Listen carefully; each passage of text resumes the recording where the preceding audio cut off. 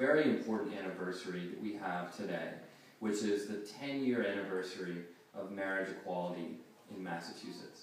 And we were leaders in the nation in that fight. And I'll tell just a real quick story from my background about what this meant to me. I served for a while in the Marines.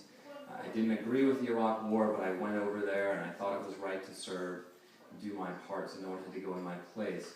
I served with a good friend from Massachusetts named Joe, and after several tours in the war, we both got out. And when Joe got out, he also came out of the closet. And for several years, this was under Don't Ask, Don't Tell, which thankfully is now repealed, but he had to hide a fundamental part of who he was to serve. But after we got out, and we were both in the grad school, we both got called back. During the surge in 2007, we received letters in the mail that asked us to come involuntarily back into the volunteer military because we needed more troops. Joe had to make one phone call and say 2 words to get out of that commitment. He just had to call the Marine Corps and say, "I'm gay," and he wouldn't have had to go. We talked about this a lot. We talked about it would have been my 4th tour to go back, whether we should go again. But at the end of the day, Joe decided he wasn't going to make that phone call because he didn't want anyone to go in his place.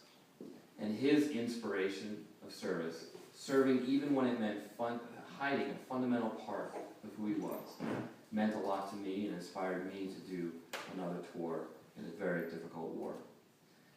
There's a lot that we still have to fight for. In 33 states today, Joe still is not able to get married. So there is a lot of work yet ahead of us in this, which I think is the civil rights fight of our generation. But in honor of that anniversary tonight, I want to raise a glass to a tremendous milestone that Massachusetts was able to achieve.